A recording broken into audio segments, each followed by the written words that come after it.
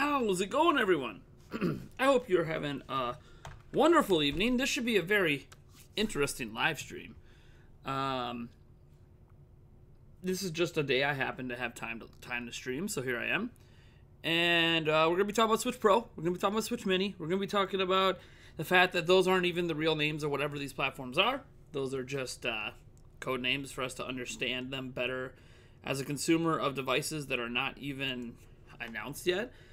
More than that, it's also going to be interesting because I'm streaming at a time that a heck of a lot of other people are streaming, and they're streaming about the same topics. So there's that. It'll be interesting to see how many people even show up. We got Super Metal Dave, who's doing a rare stream. Super Metal Dave 64 does not stream very often, let me tell you. And he's streaming right now. He's got 137 strong going. Probably because he streams so rarely, and every time he does stream, it's about rumors on this kind of stuff. He's got a huge audience that really want to hear what he has to say about that. So 137 for him. You got Player Essence over there, streaming about the Switch Pro power discussion.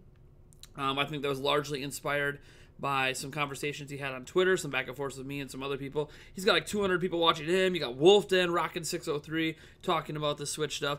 Literally, this is the only thing people talk to me about this week.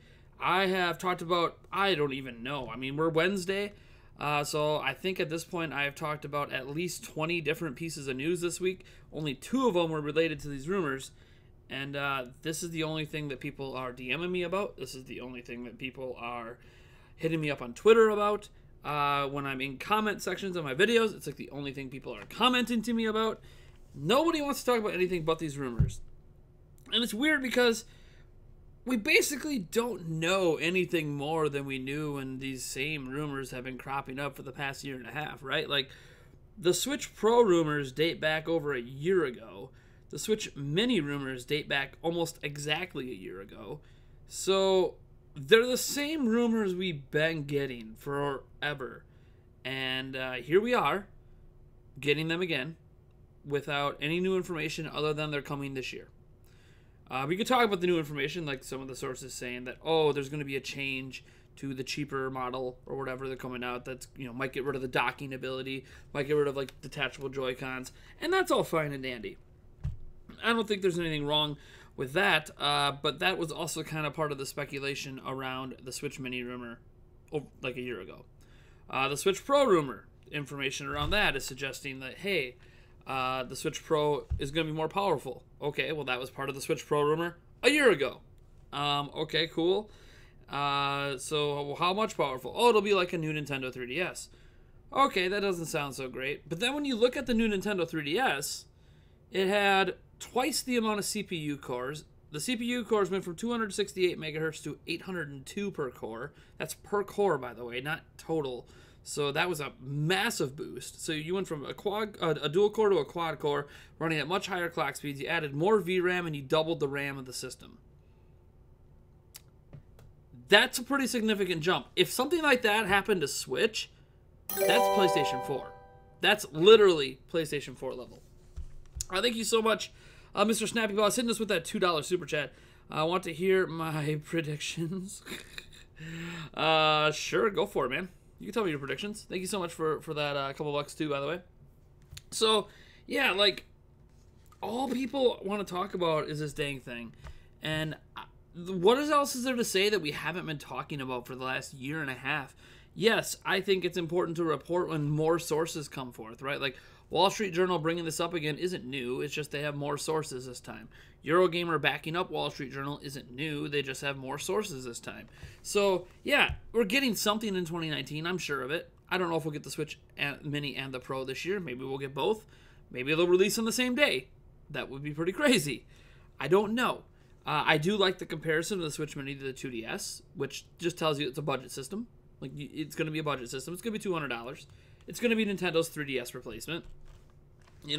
When they said, they were working on a replacement for 3DS, what they really meant is they were working on a cheaper, smaller Switch to replace 3DS's spot in the market. That they feel like this doesn't necessarily hit or target since it's $300, and they're advertising it as playing on your TV. Whereas the mini version, they could just show kids all the time, hold it in their hands on the playground, at school or wherever they might be, on the bus, for the advertising. And they can keep the marketing for this model and the Pro model towards adults and then market that towards kids. It's actually a pretty brilliant move that kind of unites everyone under one ecosystem, which is something that I've wanted Nintendo to do for a long time, and now they're actually doing it, or appear to be doing it, rumor-wise, anyways. So, I guess just some general thoughts before I get to you guys' questions. This is a Q&A as well, so you can, at Nintendo Prime in the chat, ask me questions, whatever. My thing is that I've talked in the past how, I don't really care about the Mini, right? Because it's not going to give me anything I don't already have outside of, I guess, being more pocketable. But I can see for kids and for parents like myself who have kids, that it's nice to have that cheaper model for kids that'll probably be a little bit more durable without the detachable Joy-Cons. I think that's fine. It's okay. I'm cool with it. I don't think it's for me, but that's okay. I understand there's even adults out there that would like that. I don't really have much to say about it because I honestly think basically this portable, this handheld only Switch Mini is going to be this, just smaller without detachable Joy-Cons. It's going to be the same base power, I guarantee, in portable in handheld mode as this thing is in handheld mode. It's just going to be smaller. So the experience is going to be largely the same when you're in handheld. Now, for the Pro, that's where things obviously get interesting. First off, you always have to start with price points. Price point will determine how far they want to push the technology. For those that aren't aware, there are mobile chips in existence that are as powerful as a PlayStation 4. They're actually in some phones and tablets.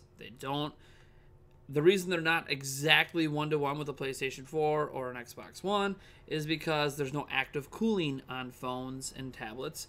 So because there's no active cooling on phones and tablets, they can't maintain that performance over long periods of time, which would be necessary for something like this that's a gaming device. Now, Nintendo wasn't afraid, I don't know if that's showing up very well, Nintendo wasn't afraid to put an actual fan in here.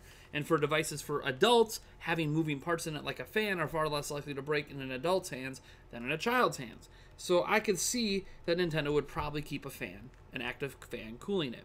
That would allow them to use a chipset that runs hotter. Now, it is notable that the Switch Pro could literally still be a Tegra X1, but die shrunk. The processes to make the Tegra X1 are actually, in today's world, really easy to shrink.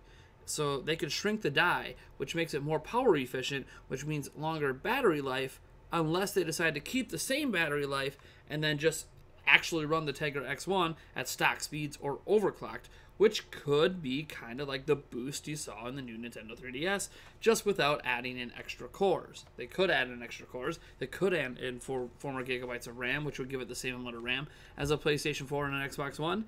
But we don't know. We honestly don't know what they're going to do. And any rumors we hear about it at this point are just people that are looking at it on the surface. None of those people have taken this thing apart and done any sort of testing to actually see what the system's capable of, to actually know exactly what the final spec sheet is going to be.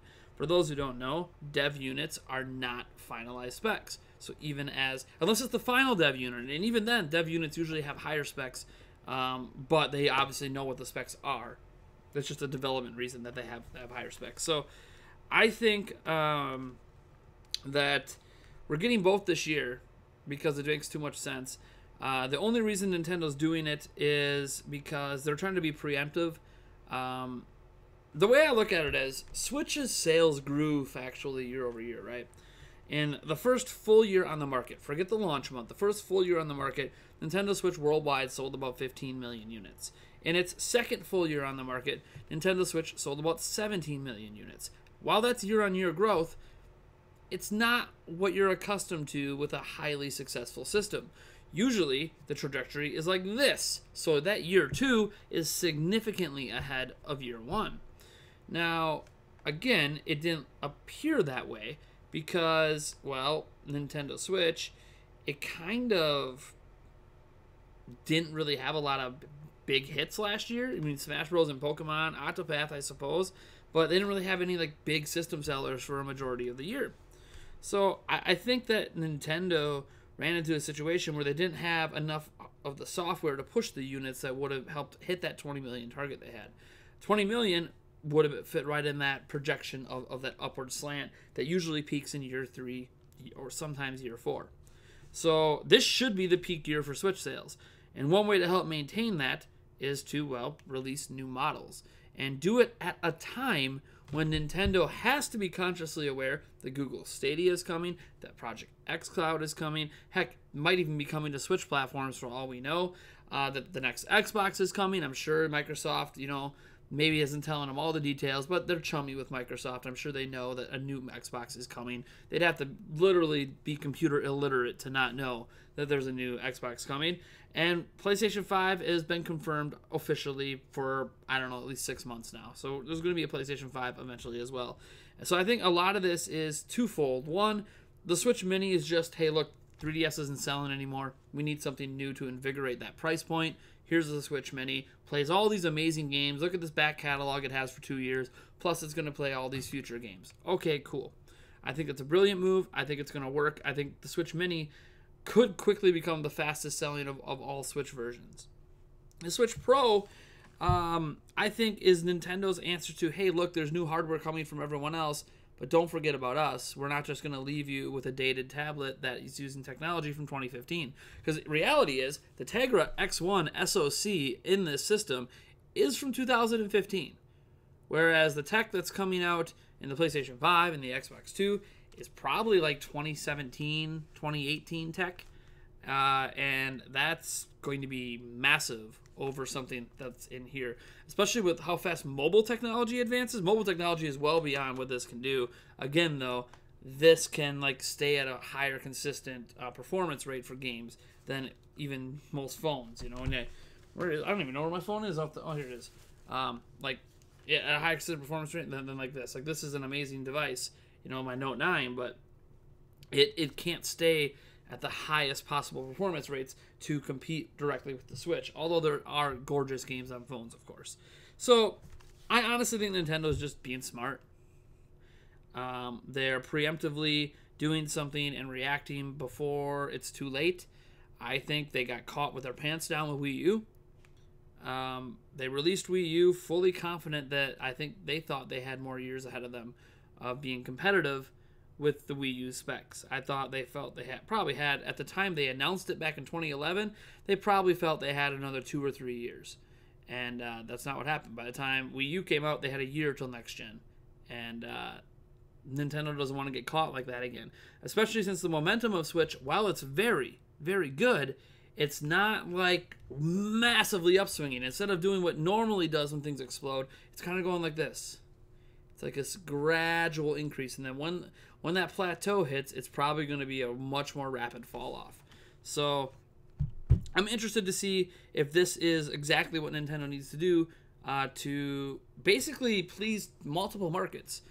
You please the adults that might be worried about games in the future on other platforms not being able to come to Switch, hence the Pro model. And obviously, Nintendo trying to replace that 3DS audience with a cheaper model. I think it's intelligent. It hits on both markets, and if one strategy fails, they have the other one to fall back on. Like, if nobody buys the Switch Mini, they could focus on the Switch Pro. If nobody buys the Switch Pro, they could focus on the Switch Mini. Now, where does that leave this thing? I mean, like any mid-gen upgrades and stuff like this, I feel like this base model device is going to get phased out. Give it a year or two, they won't really be selling these brand new anymore. That's just the way it is. That's just how it works. If you look at Xbox, you pretty much don't see the OG Xbox One models out anymore. You see the Xbox One S and then the Xbox One X. You basically don't find brand new Xboxes out there anymore. And the same's kind of happening with the base PlayStation 4, where you're seeing a lot more Slims, you're seeing a lot more Pros than you really see of the base model. And that's what's going to happen with Switch. It's not going to happen this year. They're going to sell all 3 SKUs this year. It might not even happen next year, but it's going to be sold maybe by next year's holiday season. It'll be kind of phased out. So by the time they phase this out, though, that's when the Pro model will be $300. What the Pro model is going to launch at beats me. You know, if you're going 200 with the Mini, I feel like this is 300. Mini's 2. Probably doesn't come with a dock or detachable Joy-Cons. That's how they're cutting prices. So, Pro model could be 400. Nintendo doesn't like flirting with $400. They hate flirting with that price point. But they might be more willing to do a $400 price point if this is still out there for $3 and the other's still out there for $2. So they really don't have a $400 price point. What they have is multiple SKUs at $200, $300, and $400. That's a lot less risky than, hey, look, let's sell this, or let's sell the Wii U for $350, and then have the only other model of it be $300. When instead you could have a $200, $300, and have a $400 model. I think that's a nice pricing, a nice way to price things. So, but we'll see. Nobody knows what Nintendo's doing but Nintendo. Like, all these rumors could be true right now. There could be developers and all these things having it, and then Nintendo decides to axe the entire idea at the top of the 12th hour, and we end up getting nothing this year. Like, you know, the thing is, there's a lot of games coming. I mentioned in my video on why I think a Switch Pro is coming, that I think one of the biggest indicators of Switch Pro coming is Daemon X Machina. I don't know if you guys have played that demo on Switch. Very good game. Number one complaint about that demo, which you can kind of notice it when you watch some of the gameplay footage that we've seen outside the demo, is that there seems to be frame rate problems, right? Like, this is an exclusive game developed for Switch, so this isn't like a cross-platform game. You know, we're not talking about bringing a PlayStation 4 game over where there's going to be sacrifices or whatever. We're talking about a game built exclusively for this hardware. Why would a game built exclusively for this hardware struggle to maintain 30 FPS? Why would Nintendo publish a game that struggles to maintain 30 FPS? Remember, Nintendo doesn't necessarily care about resolution as much as they care about frame rates. They care about consistency. They care about well-performing things. And someone's going to bring up, oh, Breath of the Wild. I'm like, fine, bring up that game. Whatever. What did they do with that game after it came out on Switch? Performance patch after performance patch after performance patch after performance patch. Performance, performance, performance. Like, Nintendo wanted it to perform well. And if it had been built for this hardware from the ground up, it probably would have. It was a Wii U port, so a little more difficult to get working. That's why the Wii U actually had better frame rates at Breath of the Wild's launch than Switch did. But the gist of the story is, why would a game like Daemon X Machina drop down into the teens? Nintendo wouldn't accept that. They would look at the developer that they are, you know, publishing that game for, that they are paying for that game to be made. They would go to the developer and be like, you can't release this on our platform like this. You're just asking for it to fail. You can't do this. This affects our quality, like our how we quality control our games. You can't do that. But you know how they can do it? If they're doing Hyrule Warrior Legends. Hyrule Warrior Legends ran at almost a locked 30 FPS on the new Nintendo 3DS. It ran in the teens on the regular 3DS. So Daemon X Machina might be hitting in the teens on this, but that's because it's actually built for the Pro. That's my logic. There's no rhyme or reason. There's just me thinking outside the box and thinking, hey, look, this is a Nintendo published game. They don't like publishing games that perform like crap. Why is this game performing like crap despite having what appears to be, at least to me in that demo, a lot of polish? Because it's not designed for this. It was downported to this. But it is what it is. See what you guys have to say. I kind of went on my little spiel there for a while. What was that, 20 minutes? 15 minutes? Something like that? And I apologize if my audio is a little low. I'm actually using my Blue Yeti microphone right now. I've been having a lot of technical difficulties with everything. All my equipment just wants to malfunction at once. Good news is I have my main camera here back up, although it's not focusing right. Maybe it's because I'm wearing glasses. There we go. Get that focus in so I don't look so blurry. Don't worry, all this stuff on the screen that'll vanish in a moment. All right, let's see what some of you guys have to say. Before I say anything else or answer any questions, I guess the first thing I probably should do is say hi to everyone. Hi to everyone in the chat. Alex Boyer, of course, hits us with that $9.53 in Super Chat. Thank you so much, man. thank you guys for your support. You guys are amazing. So let me give a shout out to everyone who's here, and then we'll start checking out the chat, see what you guys have to say. Alex Boyer is here, Cody Shadley, Darwin Hernandez, Anthrozil Warrior 3. Let's see here. Kukola L3. Michael is here. Dynamic Kirby, Zach Korinsky. Let's see here. Mr. Snappy Paws. Let's see here. Star Mix, Belfast Gonzo, Ariel Lazarus, S. Spencer, Ryu Cage, Space Yoshi Mario Bros. Science Universe. What a name. Let's see here. Fishy Deku, Nick Figures is here. Hey, Nick, man, I haven't seen you in a while. Feels like I haven't seen you in a while, anyways. Hamato Yoshi, Abel Diaz Urbina. Gamerglade is here. Let's see here. We got Green HX, God of Green HX. Okay. Mezcal is here. Let's see here. Paid Enthusiast is here. Mudkip for Life. Shadow King 1982. Fool of a Took. Welcome, everyone. Let me just double check on Twitch in case we have anyone chatting over on Twitch. We have blue_tomato over there. And bad_latency. Blue Tomato says, hi, man. How's it going? And then Bad Latency says, what I worry about is if this is true, it creates the possibility of a hybrid systems getting phased out for weaker hardware. All right. We'll get to that in a moment, Bad Latency. Actually, you know what? I'll get to that right now quick. So you mentioned, that you're worried about hybrid systems getting phased out for weaker hardware. Obviously, there's the concern that if the Switch Mini absolutely blows up, why would they keep making the thing with the dock? I understand that. I don't think that's a fear you need to worry about. I think there's plenty of people that love Switch as is that just want more powerful versions of it. And I wouldn't mind getting another, we get this now, and then 3 years from now we get, the Switch 2. I don't think Nintendo is going to abandon the dock and the hybrid nature of it and do just a handheld. When there's 30 plus million of us that bought this, and their stats are showing a lot of us playing TV mode too. So I don't think they're going to abandon that. Even if it becomes a niche in comparison to handheld, which their home consoles have kind of always been a niche in comparison to their handheld divisions, just in terms of number of sales. I honestly don't think they're going to be abandoning that concept anytime soon. The first time I would worry about that is probably 3 years from now, at 2022, when we're talking about Switch 2. That's going to be curious to see if they keep that feature for that, or if they get rid of it and go handheld only. We'll see. I don't know where the gaming landscape is going to be 3 years from now. There's a lot going on in the gaming landscape now, so God knows where we're going to be in 3 years. All right. So thank you so much for those comments, and I'll try to keep that up here so I don't miss anything here on Twitch. All right. I'm scrolling up here. See what some of you guys said at the beginning. Cody Shadley says Switch Pro is better than Stadia.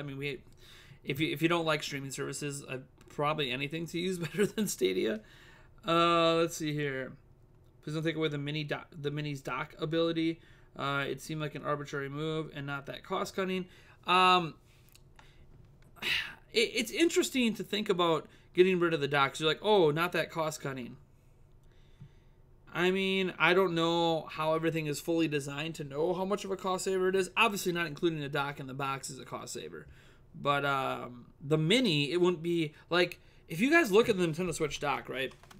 It perfectly fits the Switch, okay, with the Joy-Cons attached. So if you shrink this down and you have non-detachable Joy-Cons or non-detachable controllers, it's not going to fit in the dock, right? It's just not going to fit. It's factually not going to fit, which means they would have to design an entirely new dock for the Mini, and they could save time and money on R&Ding and then manufacturing those docks if they don't think enough people are going to buy them to make it worthwhile, and just not let it be dockable.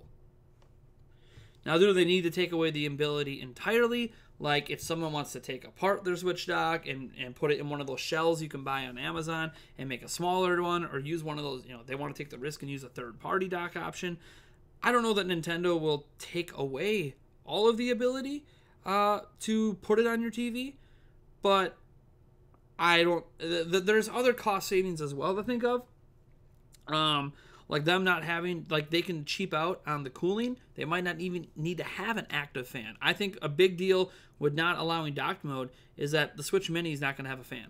Okay, right now the reason this can be docked is and get that higher resolution and get the more power out of the chip is because there's an active fan in here. In a child-friendly version of this for $200, there's not going to be a spinning fan. A spinning fan's a point of failure. They don't want a point of failure in a device targeted at kids. So that's really the chief reason they won't dock it, because docking means there's more power, which means it has to run at the clock speeds that you expect a Switch to run at while docked, and they're not going to do that. They're going to get rid of the fan. So that's why I think you do have to worry about the Mini not being dockable. But what that does mean is, if you enjoy the dock, don't get rid of this. Like, I know you want your cake and eat it too. Like, you want a smaller version that can also do what the Switch does. I'm sure you could probably modify it to make it happen, but Zach Krinsky in the chat could probably tell you all about modifying and hacking your Switches to try to make them do all sorts of crazy things. And I'm sure someone will find a way to make it work with a Mini, but it won't be that way probably out of the box. If I had to guess on a device we know absolutely nothing about.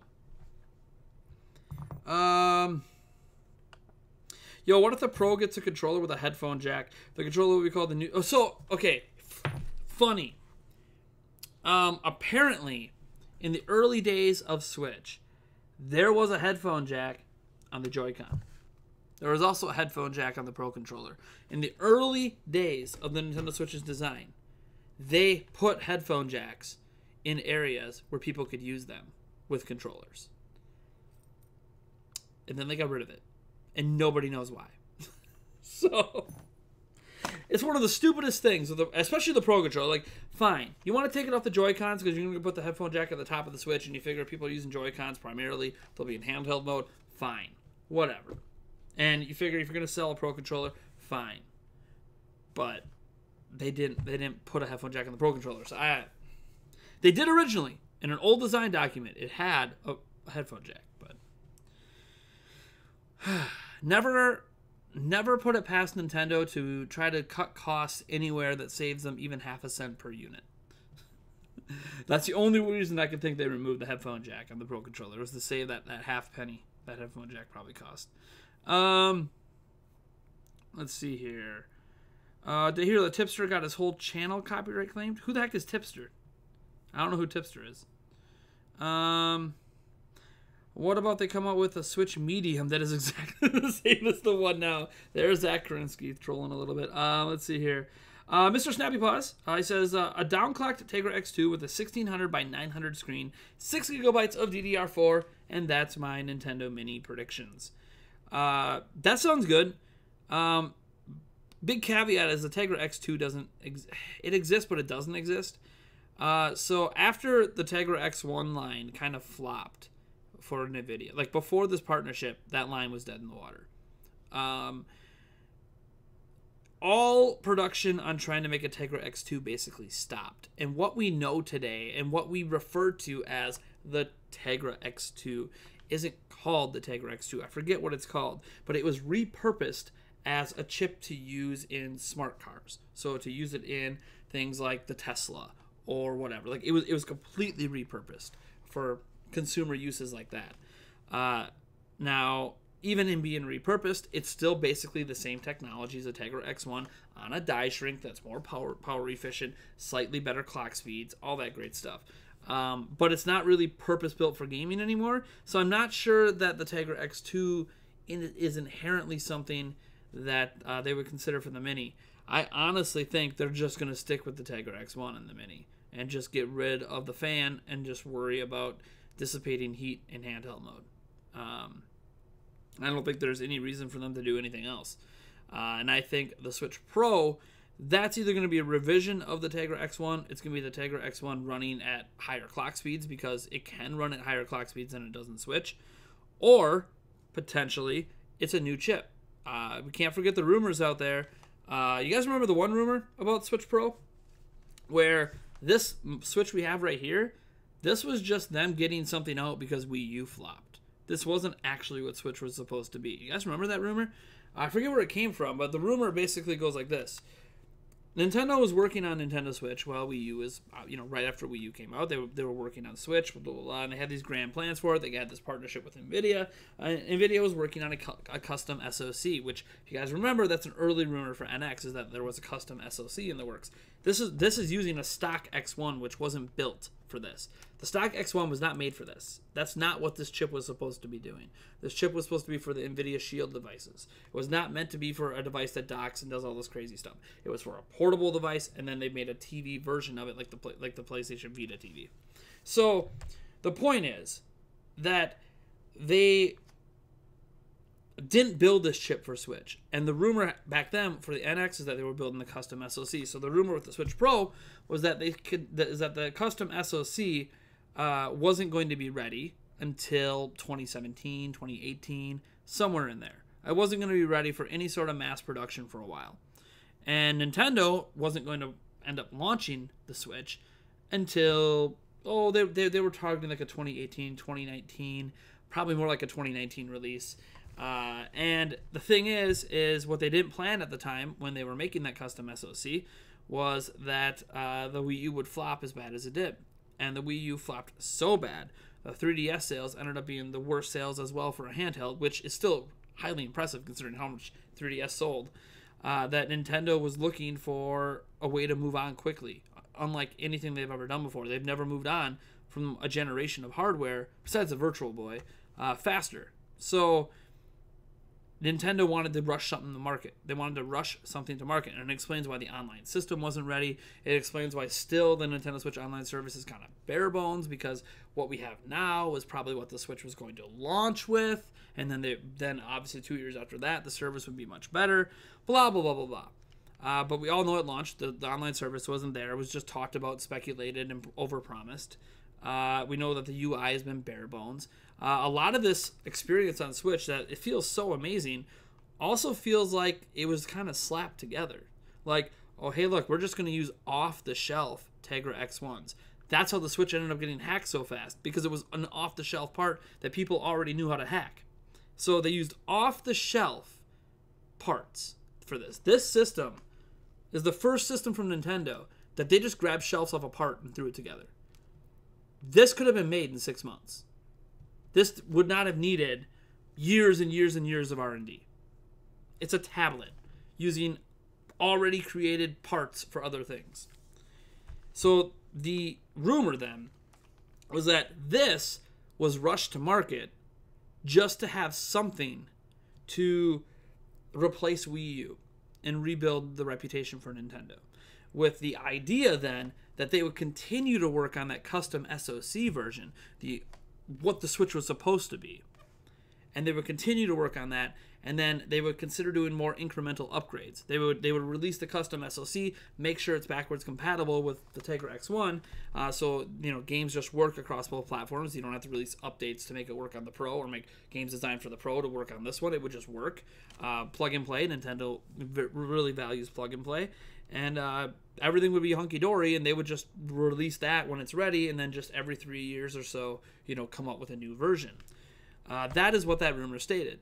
If that's true, then the Pro, who knows what the Pro is? Because what the Pro could be is originally what this was supposed to be. And that's nothing to slight against the Switch. I love the damn Switch. This thing is amazing to me. But if you admit it to yourself, like the OS it uses, it's a known OS. It existed before Switch. It wasn't like this custom-made OS for Switch. It's an OS that's been used in other things before. The base experience of the OS is very similar to what the OS looks like if you just install it on another device. A lot of things about this Switch are very much un-Nintendo. Like you guys always talk about, there's no themes, there's no music, there's no shop music, right? The eShop feels like it was kind of slapped together. Everything about this feels like it was kind of just tossed together pretty quickly. But it worked because it's such a brilliant concept. And I think Nintendo knew that the concept was brilliant. And they also knew they had a system seller in Breath of the Wild that they were no way in hell going to leave to die like they did with Skyward Sword on Wii. They were not going to leave Breath of the Wild to die on Wii U. They were not going to do that. That was like something Nintendo was unwilling to do because, if you don't know, Breath of the Wild is the most expensive game Nintendo's ever made. They were not going to invest the kind of AAA budget they invested in something like Breath of the Wild and put it on a platform that no one wants, right? That's another reason why they rushed it to market. That game was done. We need to get this thing out there so people buy it and play it and enjoy it. So even like that port of Breath of the Wild to Switch, like that was even felt like a rush job. Like, oh man, we're going to give you a year. Good luck. And, you know, the game's not completely done yet, but that's fine. Good luck. Port it. Like, so that's my, you know, that's the rumor and my thoughts on that rumor. I don't know if it's true. I don't know if, you know, the custom SoC is what's coming. It could make sense. It could also make sense why it might hit a higher price point then. I bet you that custom SoC that we're going to release it at 300, I'm assuming, but I don't know. Nobody knows. Until we hear from Nintendo, nobody really knows. I don't have any inside sources telling me, whispering in my ears, hey, it's going to be a custom SoC. Hey, it's going to be the chip that was going to be the Tegra X2 but then got repurposed. Hey, it's going to be, you know, 12 gigabytes of RAM or something. Like, I don't know anything. I know what people want. I know people would love to see 2 to 4 more gigabytes of RAM. I know that people would love more storage, internal storage, maybe support for dual SIM cards, which is a thing that does exist on some devices, not on Switch. Would be kind of neat if people could just buy like 2 of those 400 gig ones instead of buying, you know, the 1 terabyte one and just slap those in your Switch and be good on storage for a while. That would be amazing. You know, it'd be nice if they're not going to upgrade the storage locally in the system, if they at least packed in a memory card with the system. You know, if they packed in a 64 gig or a 128 to at least give new owners like a chance to not worry about installs at least for a month or two. But, you know, what are you going to do? Let me see what else you guys have to say. There's a lot of chatter going on. We have a surprising amount of people watching, considering who else is streaming right now. So thank you guys for tuning in. Let's see here. Mr. Snappy Paws also said, customized GPU and a better CPU at 3 teraflops total. Better software with themes. 3 teraflops isn't even that much in today's world, but it's definitely better than what Switch does now. With themes and customization and a web browser with better feeling Joy-Cons and a 1080p screen that's IPS. IPS screen's always desired. I don't mind that it's a plastic. Like, this plastic isn't the screen itself, right? I don't know if people know that. The screen technology is underneath that. This is just the top layer that's basically the protector of the screen. It's plastic because it's more durable. It scratches easier, but it doesn't crack. So that's why it's plastic. But, I mean, I would love to see it be IPS. Of course, IPS is better. I mean, if you're going to stick with the LED, they're not going OLED. Let's not get crazy here. They're not going OLED.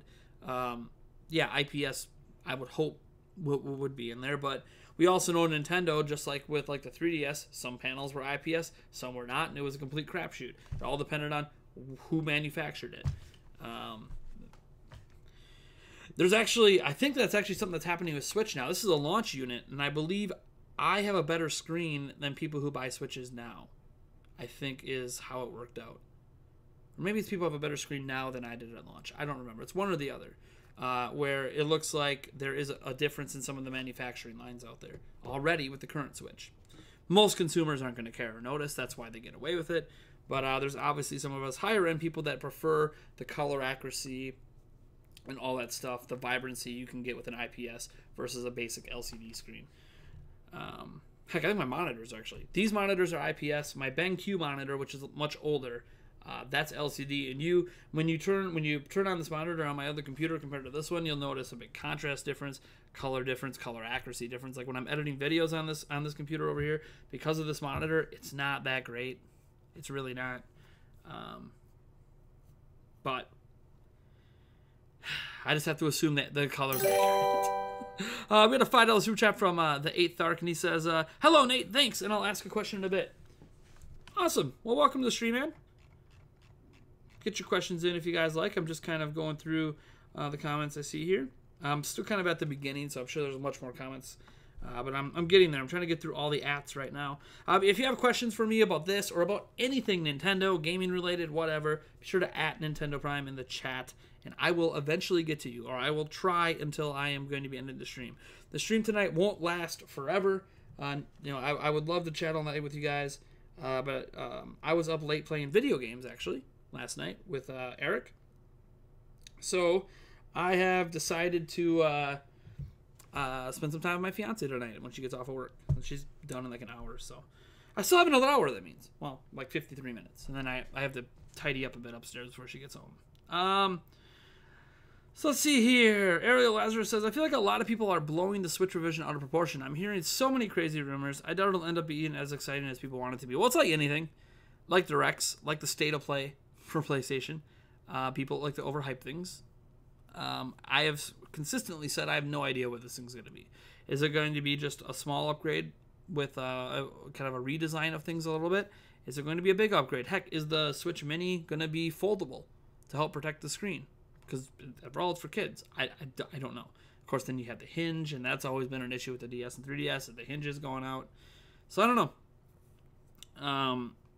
Everything gets blown out of proportion when you have limited information. That's just the way it goes. Like, oh, if we find out a Nintendo Direct's coming next week and they just tell us, oh, it's going to have new Switch games. I mean, you know how crazy the hype is going to get for that, and Nintendo didn't tell us anything other than, hey, look, expect some announcements of some announcements next week.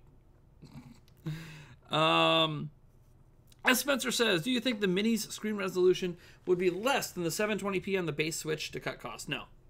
No, they'll stick with 720p. They'll stick with 720. And it'll look even better on a shrunk down screen. The 720 panels are not, like, they're not that expensive. Thought I heard someone.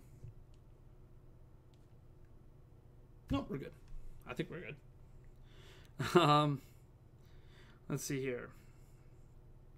So this rumor about the Switch goes beyond the Wall Street Journal. Yes. Eurogamer's backing it up with their own sources. And you said you were at a gas station with those small screens that play ads while you pump, and there was a report going on about the Switch revisions.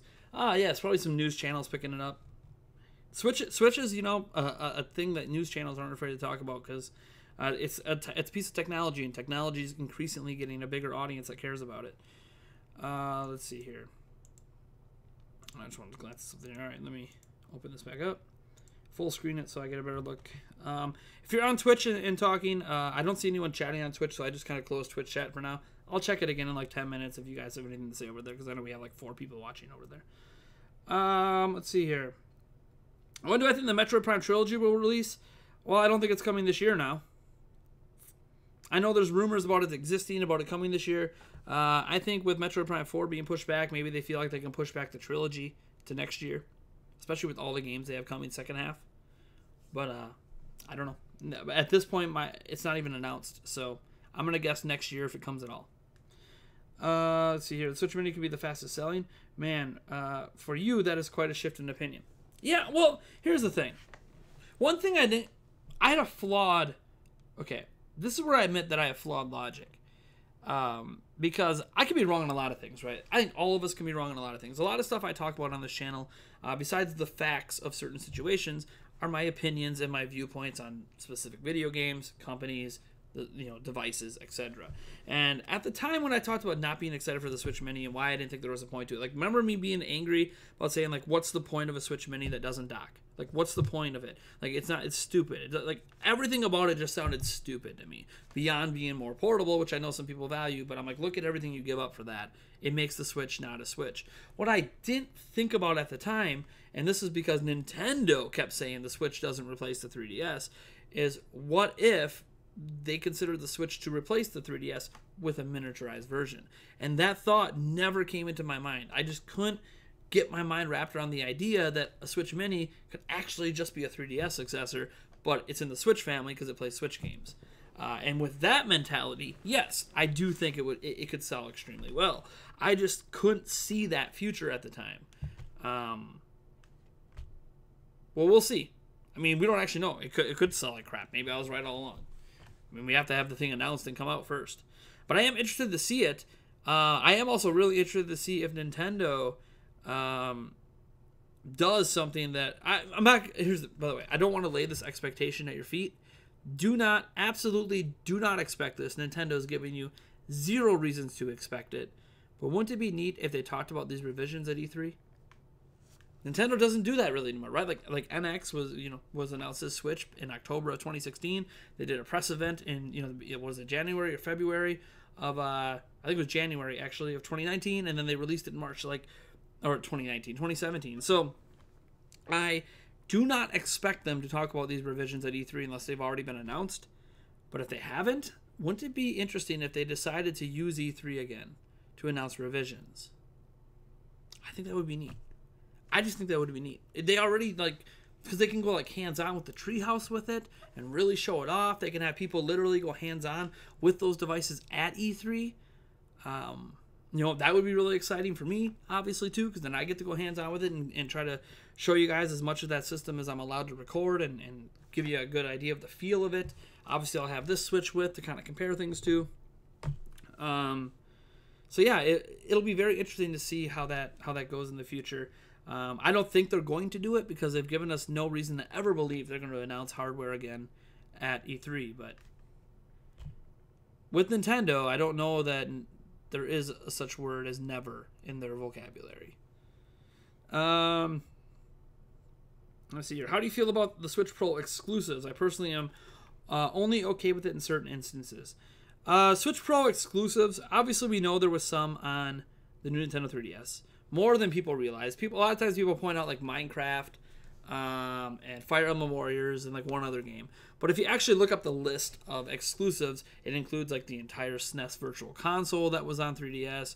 I mean, you could say it's not exclusive because they're SNES games, but that Virtual Console is not on the OG 3DS. And there's actually a bunch of like digital only games that are exclusive to the new 3DS. So here's the thing. I'm okay with exclusives because I'm going to have the damn thing. So what do I care? I get to play it. But trying to think about consumers that aren't like me, that are going to have the latest devices, that are going to be, you know, living with this for another 2 to 3 years. I do think any Nintendo published game, despite the fact that Xenoblade Chronicles was a Nintendo published game on new 3DS, I think any Nintendo published game is probably not going to be exclusive to Pro for a while, or if ever. Now let me explain. My theory on what Nintendo's going to do, and if the Pro model lands this year, it fits in with my theory, is that Nintendo's going to kind of treat this like a phone. Okay? So, you know these phones. Like, this is the Samsung Note 9, right? The S10 just came out. The Note 10 is going to come later this year. They upgrade these things every single year. No, they don't expect people to upgrade every year, but a lot of consumers do upgrade every other year, right? So, I have the Note 9. You know, I probably won't get the Note 10 because I'll still be paying this off, but maybe I'll get the Note 11, right? Like, that's just how consumers do things. We got used to that in the cell phone space. We have, you know, Nintendo has done these mid-gen refreshes a few times. This isn't the first time. They've done it before. So my thing is, I have this theory that every 3 years there's going to be a new Switch. And what will happen is all of Nintendo's games will be backwards compatible from Pro to Switch Mini, right? Because I think Switch and Switch Mini will basically be the same handheld-wise. So I think they'll be all backwards compatible for the most part. But by the time 3 years after that, 2022 comes along and we get a Switch 2, I think at that point, the games that come out on Switch 2 will be backwards compatible with the Switch Pro, but will not work on the OG Switch or the Switch Mini. I think that's the direction. So what that effectively does is basically give this original device its normal life cycle. So if you bought this back in 2017, it was completely viable for 5 full years. Okay, cool. It was viable for 5 full years. Normal console generation. And they're just going to keep doing it. In fact, I actually think Microsoft might attempt this as well. I think Microsoft's next Xbox, well, it'll be a massive leap. Guarantee you there's going to be games that are on that Xbox that are only playable on the Xbox One X as well, but won't work on the Xbox One S or the OG. I guarantee you they're going to have those games on Xbox One X. Some of them are going to work on Xbox One. The next Xbox will work on Xbox One X. Just guarantee they're going to do that because it makes too much sense to. Why completely abandon a pre-established audience? So I think that Nintendo is going to take a very similar strategy every 3 years, and things will get phased out once it's 2 gens behind. So if you want to look at Switch Pro as a new gen, then when Switch 2 hits, that's like, okay, now we phase out the OG Switch. That's what I think they're going to do, but until they do it, just even if we get the Switch Pro now, it doesn't mean I'm going to be right. It just means that I was right so far. But for me to be right, we have to see the backwards compatibility and then see it shift with the Switch 2. But we'll see. Phones are weird because this Note 9 will still be usable 10 years from now with most apps. So phones are completely different that way. You can hold on to phones for quite a while if you really want to. Let me see here. $399 for a Pro, $250 or $200 for the Mini. Just guessing. Okay. Let's see here. Blah, blah, blah, blah. Scrolling down. Just gonna read the people who are adding me. It seems every other channel says the PlayStation Direct sucked. You're like the only one playing nice. So here's my thing on the PlayStation. Like, I have this reputation, I think, where people think I'm contrarian. Which basically means that I like to take the stance and the opinions that go against the norm. Because defending the underdog, or whatever the case might be, is apparently exciting or something. I just know that I just say what I believe and what I think. I don't think PlayStation's State of Play was that bad. Now, this comes with a caveat of me not necessarily being a Sony guy. Yeah, there's a PlayStation 3 right there, but I don't own a PlayStation 4. Like, I'm not a big Sony guy. So, I don't have the same expectations of something like a State of Play as someone who is a big Sony fan probably has. Likewise, I don't think a lot of people that don't like Nintendo or aren't into Nintendo really have that high of expectations for Nintendo Directs. My expectations for Nintendo Direct are probably higher than theirs. That being said, an interesting thing happened after I watched the State of Play. I did my live stream of it. We covered it, whatever. I think I came to a realization after watching it, and I think this is why I'm not disappointed. Think about what is a Nintendo Direct? What is a State of Play? What is ID at Xbox? Right? That's like Microsoft's way of doing like similar Nintendo Direct things. Like, what are these things? They're ads. We are getting excited to see ads. And I understand why we get excited, because those ads can include new announcements, just like seeing new movie trailers. You're seeing a new trailer for the upcoming season of Game of Thrones. I get why it excites us. But why am I putting expectations on something that we don't know is coming? So, as an example, Nintendo could announce a Nintendo Direct for next week. Okay. When that happens, you damn well know 75% of the people that care to watch the Nintendo Direct are watching it because they want to see a new game announcement. They expect a new game announcement. They expect game announcements. That's why they watch. I don't know that I watch Nintendo Directs for that reason anymore. It's really awesome when it happens, but I don't think that's why I watch anymore. I think I watch this because I'm generally curious what Nintendo's going to advertise. Nintendo usually advertises just things that are upcoming with maybe one tease of something that's coming down the line. State of Play literally just advertised what's upcoming, and it focused on VR. Granted, it said in the tagline for the damn thing it was focusing on VR. Don't know why everyone missed the memo that State of Play was going to be primarily about VR when it said it was going to be primarily about VR. They let you know that ahead of time, and people still overlooked it and overhyped it. I mean, the PlayStation chat, oh my gosh. When I loaded up the PlayStation chat before I got the stream going on the PlayStation channel for their stream, oh my gosh, people were expecting everything. Oh, they were expecting Nathan Drake to come back in a surprise side story Uncharted game. They were expecting the next God of War to get announced. They were expecting a tease for PlayStation 5. Like, they were expecting the sun, the stars, and the moon. Why? Like, I get that it was their first one, but like Nintendo's first Direct wasn't anything super exciting either. You guys remember? Like, it really wasn't that big of a deal. It was just a bunch of game trailers. So, I don't know. I think my perspective on these things and my expectations across the board from Microsoft, Sony, and Nintendo on these is to just be like, hey, look, they're going to be neat. They're going to show off some games. And if you're into those games, you're going to be excited. If you're not into those games, you're not. You know, the people that are talking positive about the State of Play, people who really enjoy PlayStation VR. It was the perfect event for them. They got to see the future of VR on their favorite platform, on their favorite VR platform. That's awesome. Good for them. Like, awesome. Like, what? That's like us getting disappointed if they did a 3DS Direct. It's like, but the people who care about 3DS a lot probably going to be really into that Direct, aren't they? So why, like, be mad at them about that? Like, you guys remember when I freaked out last year because they chose to do a Switch I'm sorry, a Super Smash Bros. Kind of direct before a general direct after all we had been beat over the head with for a month and a half with Super Smash Bros. Right? Remember how I got upset about that? I think back on that moment, I'm like, why am I getting upset about the way Nintendo wants to market their stuff? Who really cares? Like, we're gonna get that direct when we get it. Stop being impatient. So now I just don't expect anything anymore. And when we get something really cool, it's awesome. And when I watched that State of Play, I had zero expectations, and I saw a bunch of games that now interest me that I didn't even know existed before I watched it. Like Concrete Genie. It's been announced for, I don't know, 2-3 years. I didn't know anything about it because I hadn't been following Sony that closely. And now I know about it, and now I kind of want to play it. I didn't know a lot about what the VR experiences were on, PlayStation. The last VR game I did any experience with was Beat Saber, which is a really cool game, but nothing like, that one AAA game they showed off early. Nothing like some of the other VR experiences they're showing up. And heck, as soon as they said, FNAF in VR, it's like, oh, that makes a lot of sense. Like, it's the way that game works, that makes a hell of a lot of sense in VR. So, I don't know. I think people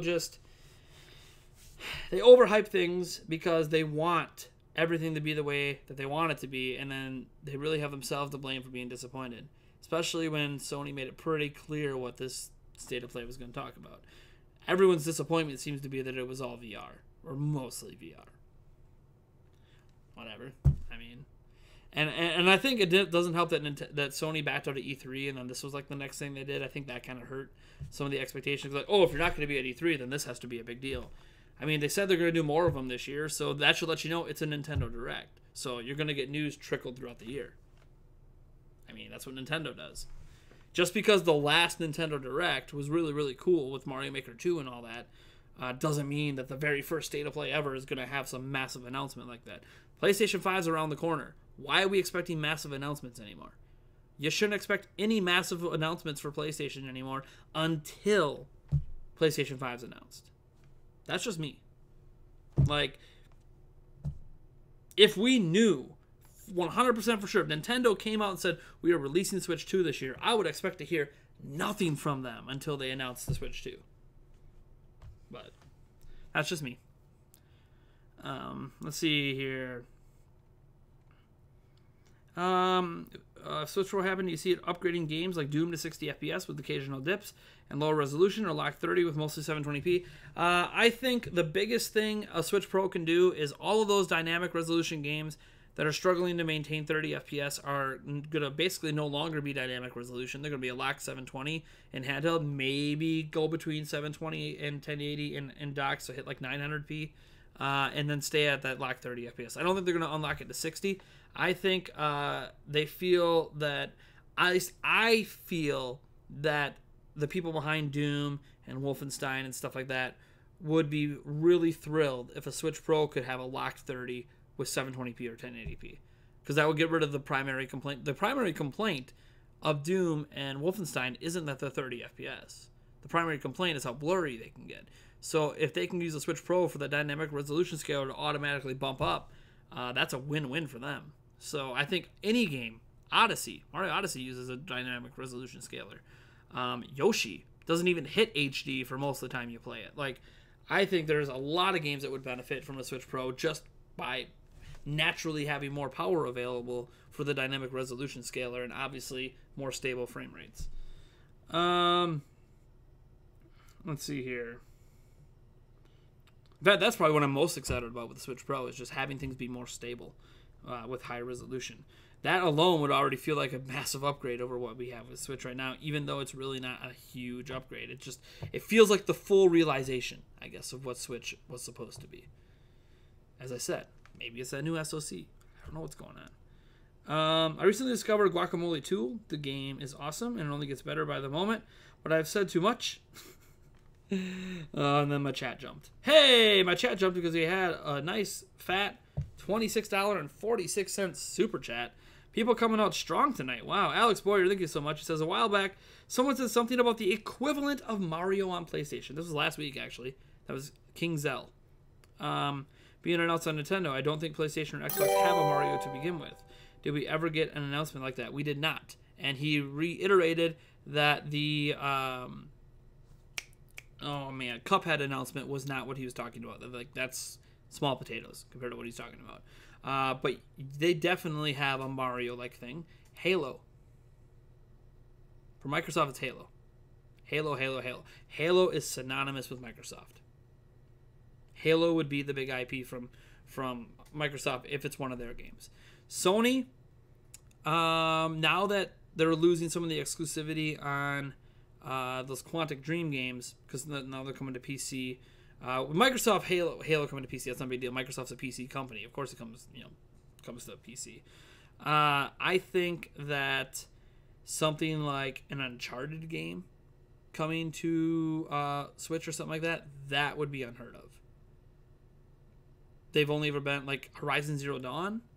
That would be a pretty big deal. The Last Guardian, Shadow of the Colossus Remastered. Like, those are all titles that are synonymous with Sony. In terms of their Mario, Uncharted's probably the closest I think Sony has to their Mario, right? Like, that's the game. Like, you think Uncharted, you think Sony. There's not really any other platform. Like, when someone says, I'm going to go play an Uncharted game, you literally, like, it's just Sony. Like, yeah, it's just Sony. You know, that's all you really think of. So, I think Halo is probably more likely since Nintendo and Microsoft are chummy. But, yeah, I mean, who knows? Who knows? I don't know how the IP rights work. I don't know if rights expire for certain games and then they can release them on whatever they want. Because, remember, Sony uses a lot of third-party studios for this, like Naughty Dog. They don't own Naughty Dog, right? Sony does not own Naughty Dog. So, who knows? Who knows how the IP rights and all that stuff work out for all that besides, because we don't see the contracts. So, but Microsoft being chummy with Nintendo makes you feel like it's going to be a Microsoft thing. So it's going to be Halo. The Master Chief Collection on Switch would be sick if they can make it run well. Let's see here. Paid Enthusiast says, when do you think we'll see a successor to the Switch? Switch 2. 2022 at the earliest. 2022, 2023. Unless we don't get a Switch Pro. If we don't get a Switch Pro, then it'll probably be 2020, 2021. If there is no such thing as a Switch Pro, if that's just fake news, then it'll be sooner. But I honestly don't. I just think the Switch Pro is real, and that's going to give the Switch an extra 3 years of full viability, even with new machines coming out, and then they'll come out with the banger. Is it? By the way, I used that term today in Prime News. Is like does youth? I feel like I've only ever heard kids say that's a banger. Like, I don't know. You guys tell me. Is that a term that people even use? Or am I just imagining things?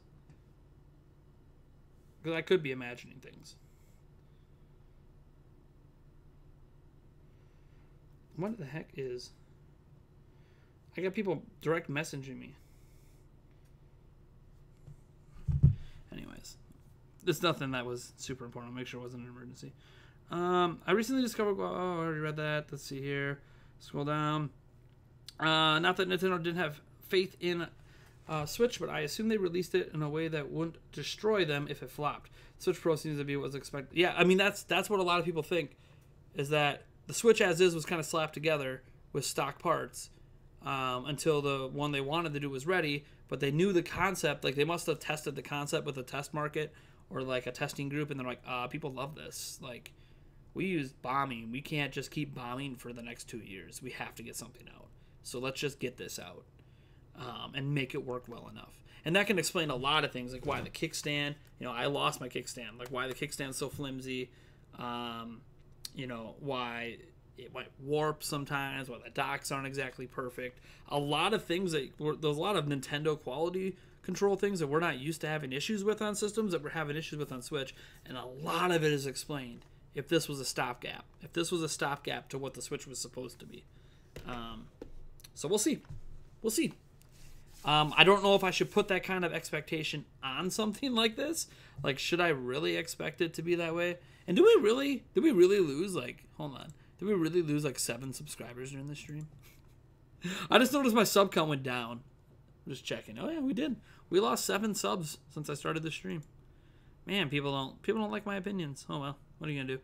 Or I'm being purged. The great YouTube purge. I feel like my channel's been purged all month because I think I have a negative sub growth every single day. Every single day, less and less people want to watch me. Let's see here. Y2 Wrestling just beat Breath of the Wild. Congrats, man. Shadow King, what about Nintendo using the Tegra Xavier chip for the Switch Pro? That's the most current Tegra chip. Maybe. Who knows? I'd have to do more research into the Xavier chip. I've heard of it. I haven't really researched it a bunch. I have a couple videos in the works that one of them I was going to talk about the Switch, some wants, some desires, some tech possibilities for the Pro, and I haven't. The reason I haven't got it out yet is because I feel like I want to wait till the wave is over. Right now we're kind of in this. Here's a wave of everyone making these Switch Pro videos, right? And I know, in theory, me releasing the video now should perform better, view-wise, but I kind of want to wait and see what everyone else has to say and see if I'm just repeating what everyone else is saying or if I actually have something new to add to it. So it's going to be interesting. I'm planning for some sort of video to land next week on it, so maybe the wave won't be over and people will still really care about the topic. And I have some other things in the works too. Like, I really want to talk about the state of play, but not in the way that everyone else has talked about it. I kind of want to take that viewpoint I had earlier about my expectations for ID at Xbox, State of Play, and Nintendo Directs and kind of extrapolate it into a whole editorial. So we'll see. And I don't know, it'll probably get a lot of hate. I have a feeling that video is going to get a lot of hate. I mean, there's nothing wrong with being hyped for things. So I also want to do a video on nostalgia sometime, about why nostalgia is positive and we should stop using it like it's a negative. But do you think the Switch Mini would be a dockless new 2DS replacement? I mean, it's going to be a 3DS. It's going to replace that entire. When the Switch Mini comes out, they're going to basically phase out the 3DS entirely. So it's not really replacing the 2DS. It's replacing that entire line of platforms. What game did I play with Eric? We played a little bit of Smash, and then we played some NBA 2K19. We both have our own created teams that are in separate conferences. Yeah, we're building our teams up right now. We're in season 3, and I think this is the first season we both made the playoffs. See, we don't play the regular. We micromanage and then simulate the regular season, and then if we make the playoffs, we play the playoffs. So right now we're in the playoffs. Fun stuff. So we're probably both going to be in the title game, and then we'll see. Best of 7. Who's gonna win the title this year? He's got the better team. His team's like almost a 99 overall. My team squeaked into the 8th spot in the playoffs. So I did upset the number 1 seed, but we'll see. I'm in round 2 and I'm down 3-0, so I got to win 4 games in a row. It's gonna be tough. Let's see here. What do you think about the Nintendo branding them Switch small, mini, medium, current, large, pro? I don't know. Nintendo's going to name them something weird because they always name... Like, they're not going to go with the obvious mini and pro, right? They're going to go with XL or the double XL or new. It's going to be the new Switch. Like, that's just... Nintendo doesn't go with names that make sense half the time. So, let's see here. Would you say it makes sense to delay a Switch Pro until it can get the latest Wi-Fi chip to better combat latency issues? I mean, there's better Wi-Fi chips than the Switch has right now. It doesn't need to wait. There's, like, really damn good Wi-Fi chips out there. It just doesn't use one of them. I don't have an issue with Wi-Fi in my house. It works perfectly fine with my Google Home Wi-Fi. But I know some routers Nintendo systems have always had issues with, and I don't know why. So, I don't know. Nintendo has had the ability to do it all the time, and for some reason they always cheap out on the Wi-Fi chip. It's not because the technology doesn't exist. It's because they just don't use it. You think Nintendo will make Metroid Prime 4 exclusive to the Switch Pro? No, because it was promised for the OG Switch. It'll work on the OG Switch. It might run better on the Pro, but it'll work on the OG. Just like Breath of the Wild, still came out on Wii U. Still came out on the platform it was promised on. So, did I see the Xbox Indie Showcase video? I missed it. I was out of the house when it happened.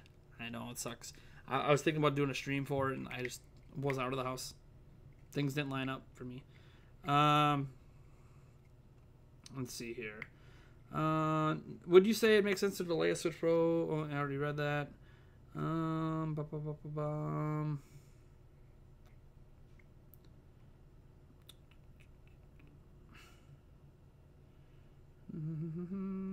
Guys talking to each other.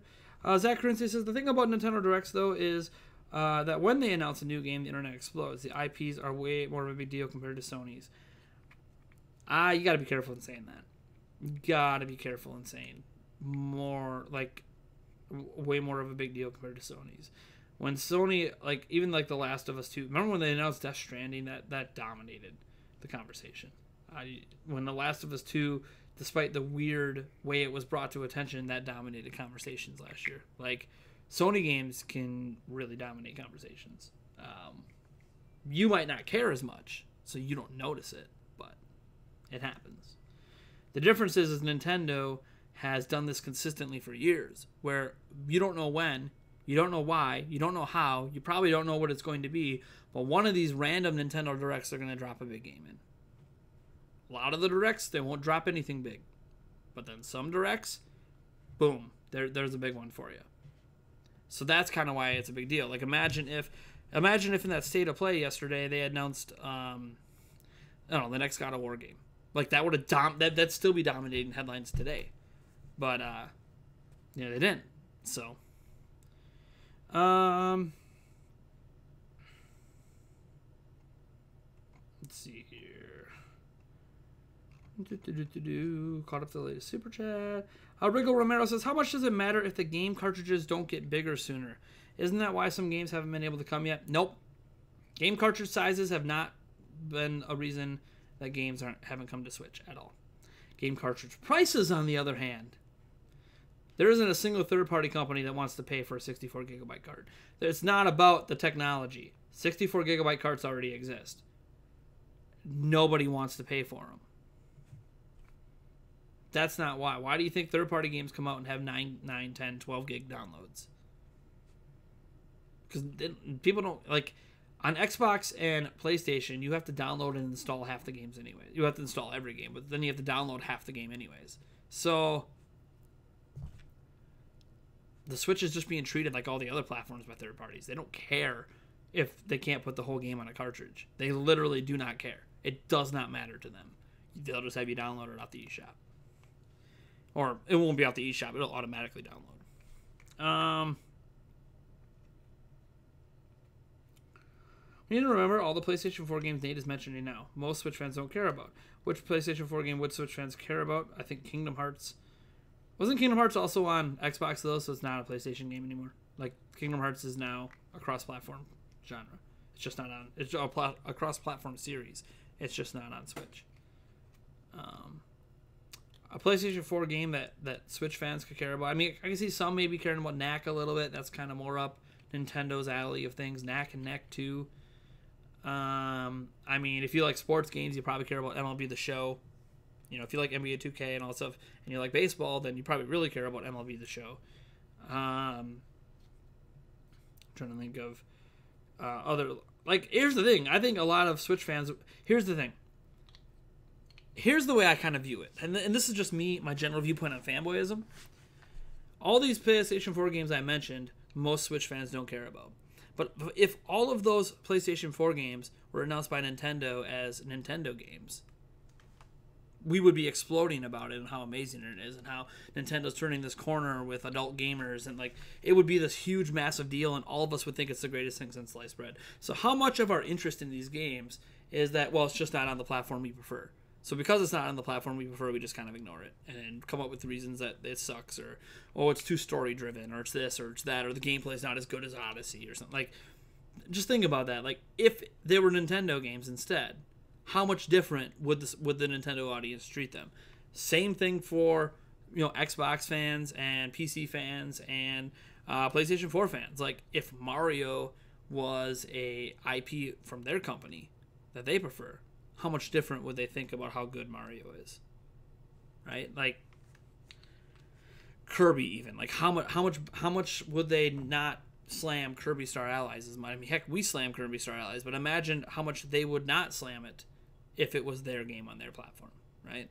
Like, that's a lot of things to consider. There's a lot of bias involved when we talk about exclusives on other platforms. It just naturally happens. So much bias. Bias. People are against pro exclusive, saying games should come to both. What if the power difference is enough to where a game can only work on Pro? I think the only people that will do that is third parties, but they're not going to do that for a while because there needs to be a bigger install base on Pro before they would do that. And by the time they consider doing that, they probably already have dev kits for Switch 2. So I don't think it's going to be that yet. I think we're just going to see increased performance. Corey Bohm hits us with $2, says, should have skipped the other one and just come here. Were you on, what, Super Metal Dave's? Were you on Super Metal Dave's chat? I think I've only ever been to one Super Metal Dave live stream. It was a pretty good one, but you never know. Sometimes he has a lot of interesting things to say. Sometimes he's just regurgitating. He doesn't always interact with the audience as much. That's just from my experience. Maybe he really did today. I don't know. But the one stream I was on, I don't. He wasn't talking with the audience very much. But I can't remember what the topic was at the time. So maybe he had already, before I got there, talked to a bunch of people. Tom Halford on Parks and Rec only plays bangers. Jeez. See, I told you, like, that is not a term I used growing up. So, like, when I hear people say, man, that was a banger, like, what the hell are you talking about? When I think of banger, I'm thinking I'm banging her. I don't. Why is this being used as a description for things that aren't sexual? I don't get it. But, whatever. Just that, I guess when I was a kid, like, dude and sweet were things we said all the time. Like, dude, that thing is sweet. Like, God, we used to say that all the time when I was a kid.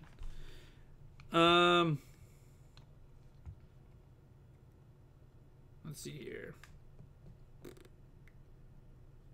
No, that's a good call. These rush waves of similar topics, such as the same video getting overdone. I only watch a few, and later when someone else brings it up, I watch. Well, the difference is, D-Dub. See, you're thinking about it from the consumer perspective of videos, right? Like, oh, it's a good idea for me to wait on this video because you're seeing too many of them right now. Like, that's great. That's a great way for you to think of it as a consumer. But as a content creator, it makes way more sense to make a video during the wave of those videos being made than to make it after the wave is over. Because then what happens is your video reaching other people outside of your audience is massively reduced because it's not coming out at a time when all those other videos are coming out. What happens is if it comes out at the same time all those other videos are coming out, your video ends up in the recommended on all those other videos when those videos are getting hundreds of thousands, maybe even millions of views. And that gives you a much higher chance of gaining a new viewer, a new watcher of your video. That's why you see so many channels basically cover the same topics at the same time. Switch Pro and Switch Mini are going to dominate even for the rest of this week because it's a popular topic. It's getting hundreds of thousands of views, millions of views probably for some channels. And the more videos you release on it, the more it gets recommended to all those other videos while those views are going on, and the bigger you grow your audience. For the sake of growth of my channel, I should get that video out tomorrow. Maybe I will. I don't know. I haven't really decided. I have to sit down tomorrow and figure out what my upload schedule is going to be for like the next couple of weeks besides Prime News and news videos. Like what I need to start getting into some other videos that aren't just news, right? So or aren't just strictly me reporting on news, I guess is the better way to put it. So I gotta figure out some of my upload schedule for that. But yeah, that's like for me as a channel, it's way better if I got it out yesterday. But yeah, it's hard to, I don't know. And then with the way my channel, with the negative growth it's had this month, I probably should focus more on talking about the hot button stuff when it's happening rather than later. I don't know. I got to reevaluate a few things. I know I need to start getting some more of the news videos out because sometimes my discussion videos do really, really well in comparison to the news. Do you think that State of Play was Sony's response to Stadia? No, it had nothing to do with Stadia. It's Sony. Sony was planning to do that long before Stadia was even announced. When they said last year they weren't coming to E3, they already knew they were going to do State of Plays. So, new Nintendo Switch 3D 2 XL Deluxe Pro Edition. God, those naming conventions. Starting to doze off. You're going to bed later, Ariel. I'm sure you're already gone, but later. All right, I'm like caught up to the chat now. Mezcal says, do you think Mortal Kombat will be important to third parties deciding to come to Switch at the same time as Xbox One and PlayStation 4? Maybe. The thing is, it's a fighting game. Fighting games don't typically sell extremely well. They're very niche. Smash Bros. Notwithstanding. So I think it just garnering, a decent enough audience? Like, can it sell 100,000 units on Switch? Would that be considered a success? You know, I don't know that Mortal Kombat 11's a good gauge. I think like the next, Doom Eternal and Wolfenstein Youngblood coming out day and date with games in more popular genres are probably a better measure. I think how NBA 2K is doing is a pretty good measure too. We don't know how it's doing. 2K just says, "Oh, it's doing good," but what's good? You know, the numbers we see from like the UK don't look that great. So what are the numbers in the US though, where the NBA is most popular? You know. Let's see here.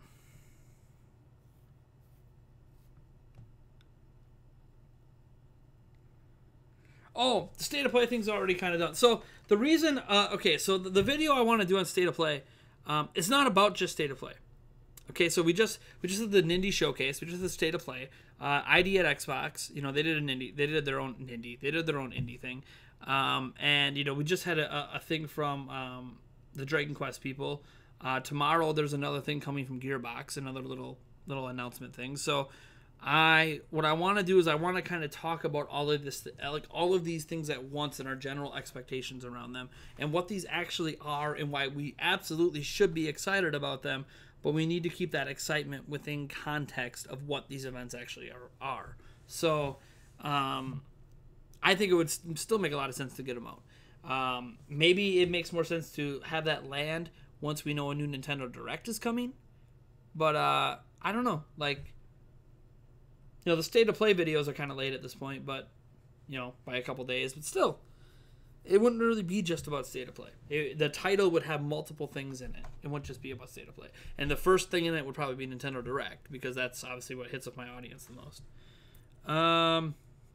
Banger is about 5 to 6 years older than me. I hear people saying it today. Like, I was at the grocery store and some kid said it. Like, to me, it feels like flossing was 5 or 6 years ago. And, like, people were doing it just last year. So, got a PC to pick up your channel.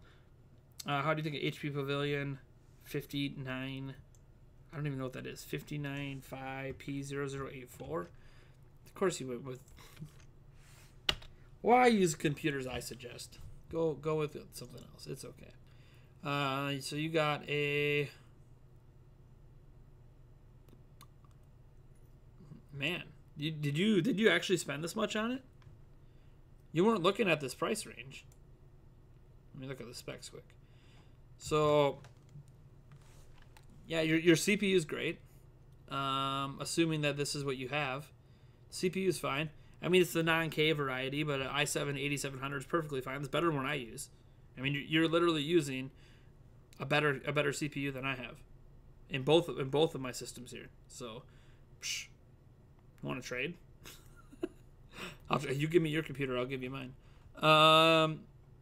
You have 16 gigs of RAM. That's great. Perfect for video editing. I mean, I use 32, but that's only for 4K. You don't have to worry about 4K editing. Let's see here. You have your SSD.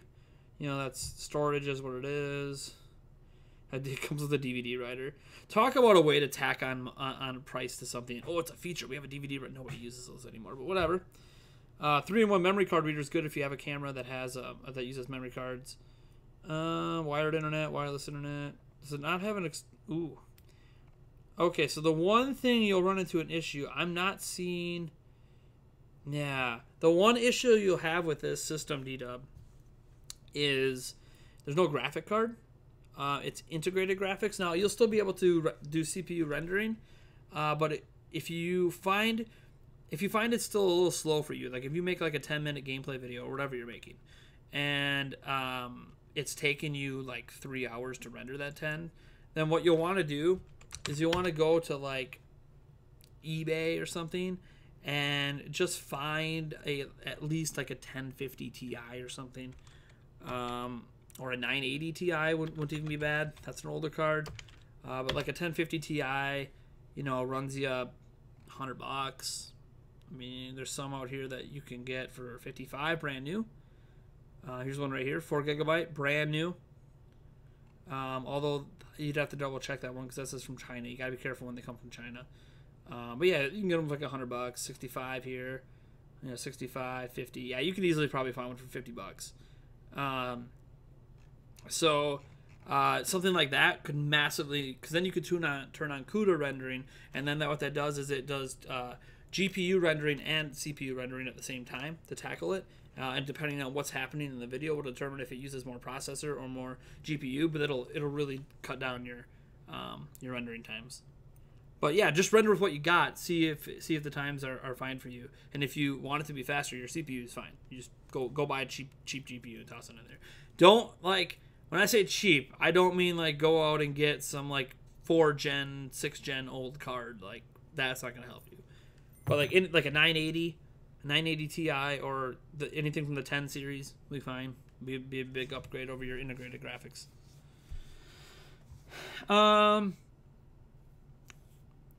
Let's see here. You're not trying to PC game. It's not the GPU is not for PC. Are other people talking about PC gaming? I'm not talking about PC gaming. I don't care about that. I'm talking about for video editing. GPUs aren't just for like the reason.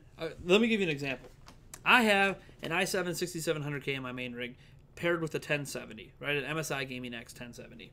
In my other PC that was sent to me, there's a Xeon processor. It's a really old one. It has more cores, but they run at lower clock speeds.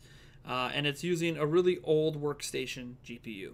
My 1070 kicks the hell out of that GPU. So rendering times on this computer, my one with my 6700K that doesn't really work very well, renders videos twice as fast as the other one, as the other computer, because of the GPU.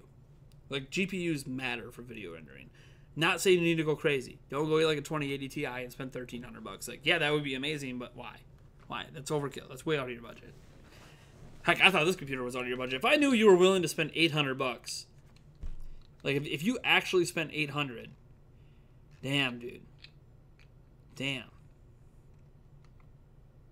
I could have got you something better for $800. And I'm not talking about custom building. I know you were very against custom built PCs. I mean pre-built. You could have got something better. But to be fair, what you did gets good. You have the nice CPU. The nice thing you have is you got your RAM, you got your SSD, you got your nice CPU. From there, the problem you got to watch out with HP is they usually cheap out on the power supplies. But you're never going to upgrade the thing. Let's just be honest. Like, I'm talking about you throwing a GPU in there. You're not going to take the side panel off and put a GPU in. Even though it's like Legos. Even though it's like plug in, done. But you can even get ones that don't even require you to plug in a power cord into it. But that's all right. Will 1080i fit in there? I'd have to see it with a 1080 Ti. Yeah, there's short. Yeah, a 1080 Ti could fit in it. Yeah, you might have to get a short one because there's short versions of the 10. You'd have to take off the side panel and see if it could fit a full fat 1080 Ti that's like this big. I mean, I'm not even kidding. They're like, it's like this big. Or like if you need the mini, there's like a mini Ti that's like this big. But yeah, it should be able to fit a 1080 Ti in that computer, based on what I'm seeing of the chassis, anyways. It's a pretty stock chassis. Just with the HP ones and some other ones, even Dell, they do like these weird customizations in it that try to make it hard for you to upgrade, so you are forced to buy a new computer. But nah, you can put a 1080 Ti in if you happen to have one. It's really not that hard, by the way. The only thing you have to remember is when you plug in the 1080 Ti or any sort of graphics card, plug your monitor into the graphics card, not the motherboard. It's the only thing you really have to remember. I could have afforded it, but I'm trying to get a YKNO.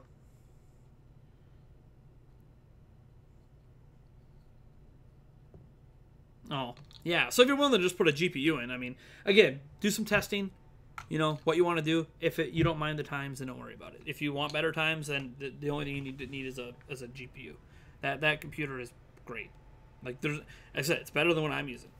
If I took my 1070 and put it in that thing, it would destroy my rendering times on anything else I have. So, glance over at the old Twitcher. Bad latency over there said I didn't have the big build-up expectations for State of Play. It was VR heavy, but there was a couple of decent things, and that was honestly more than I expected. See, that's what happens when you don't have the big expectations. Things end up not being so bad. Mezco says if the sales 40% of Mortal Kombat total sales, other third parties would want to jump, but the sales 10%, it may not encourage them to make the switch.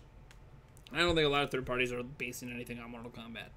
They want to see somebody take a risk with Assassin's Creed or Call of Duty or Battlefield or a Star Wars game. They want to see somebody who has a major IP take a risk.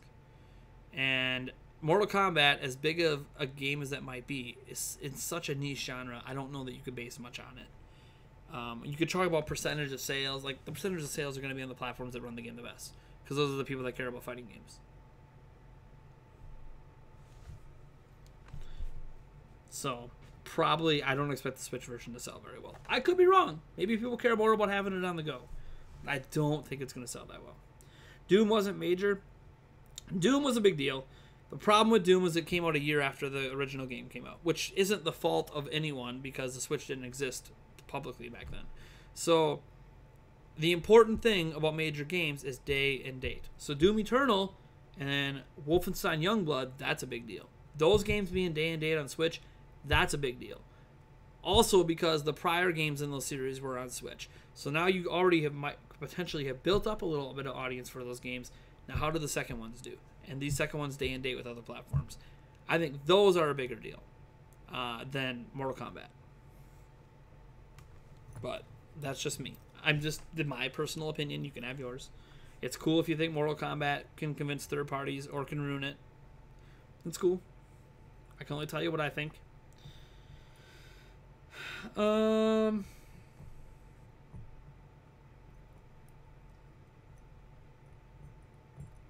never really edited quality videos, so this is going to be a big learning step for me. In a year or two, I'll definitely get or build a monster. Yeah, that's what I told myself, and I'm still waiting to build a monster. It's expensive.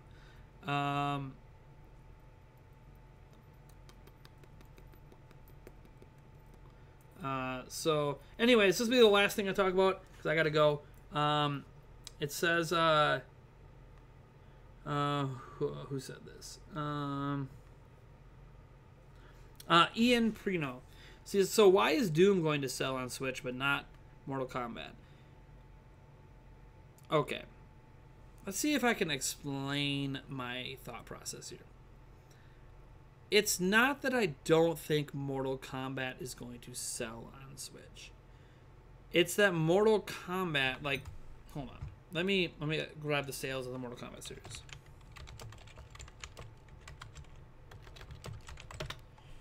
These are just estimates, by the way. So, Mortal Kombat. Alright, let's go to Mortal Kombat. Oh, wait, no, of course. Of course, there's no information on that website.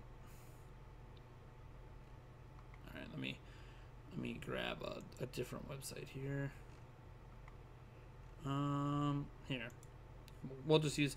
I hate using VG charts, but just as a quick reference point. And they don't have any sales for Mortal Kombat games? Really? Oh, I think that's a broken page. Let's try this. There we go. There's some sales. Okay. So Mortal Kombat X on PlayStation 4 sold 3.49 million in total. It was the VG chart's best fighting game of 2015. Let me just look up all Mortal Kombat games here so I can get a consensus on sales. Okay,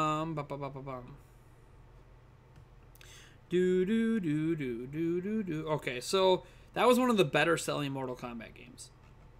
Okay, the PlayStation 4 one that sold almost 4 million. All right. Now compare that to Doom sales. Doom 2016 sales. Alright. Let me see here. Doom.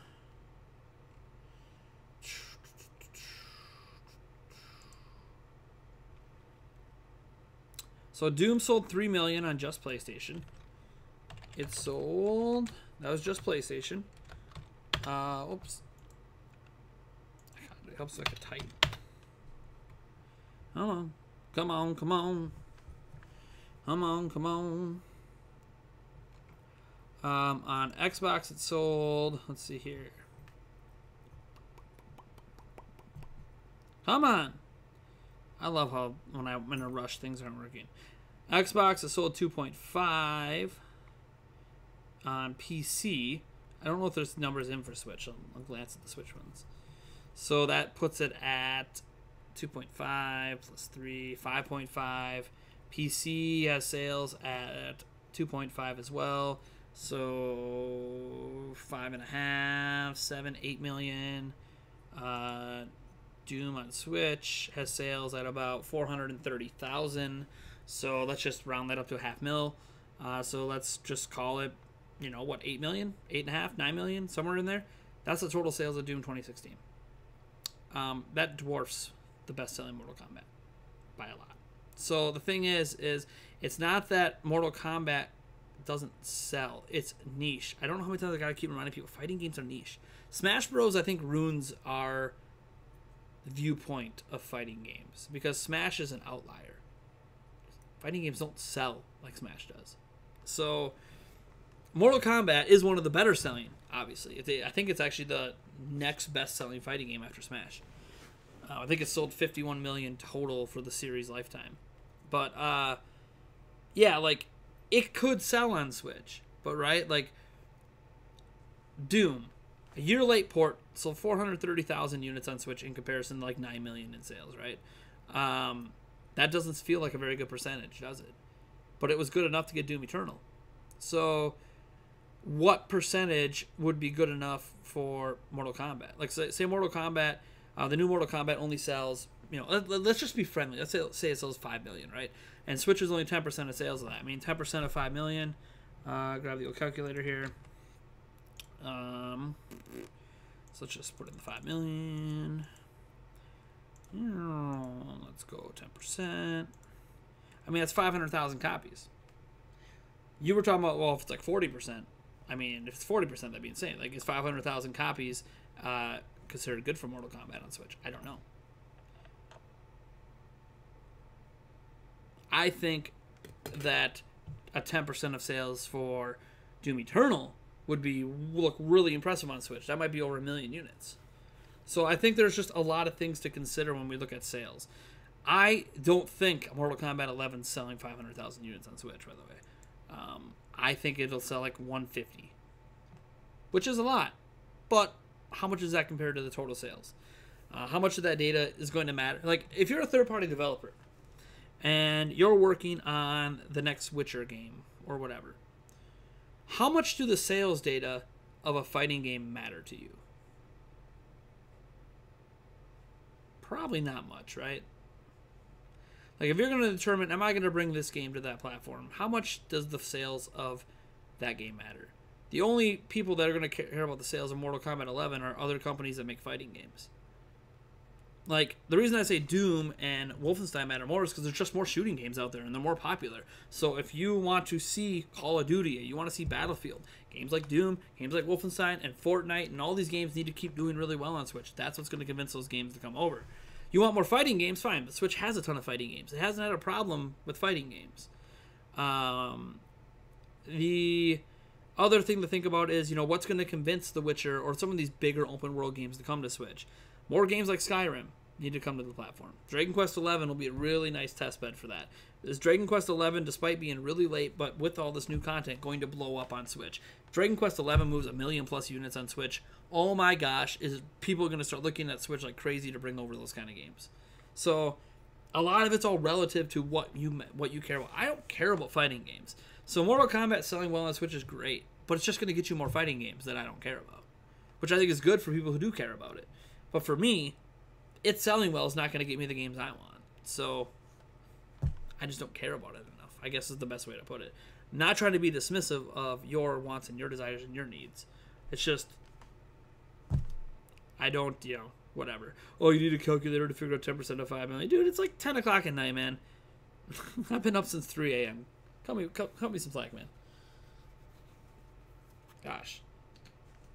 There was a time in my life that I could have told you, like, what 0.8% of, I don't know, 526,000 was. I can't do that anymore. I don't use my brain in that way anymore. I'd have to exercise it some more. Call of Duty ever on Switch? Maybe. I hope so. All right, that's going to do it. I got to go pick up some stuff upstairs before my fiance gets home. Thank you guys for tuning in. I hope you enjoyed the stream. I got to give a shout out to all of you guys watching and who shared the stream and maybe liked it. I don't even know what the like to dislike ratio is. Shout out to all of the people who sent some super chats tonight. Let me see. We had $2 Canadian by Corey Bohm. The 2646 by Alex Boyer. $5 Australian by the 8th Thark. Another $9.53 by Alex Boyer. Thank you so much. Such weird numbers you're sending, but that's cool. We also had a $2 donation from Mr. Snappy Paws, and right before the stream started, Matthew Campos re-upped his pledge on Patreon for $5. So thank you so much, Matthew Campos. Thank you so much, everyone. We'll catch you later. I don't know when my next stream is going to be, but I do know we have Prime News coming tomorrow, and I have at least one other video landing tomorrow. I'm working on 3 of them at the moment. I'm not sure which one I'm going to get done first, but there will be another video besides Prime News tomorrow, so look forward to that. Catch up.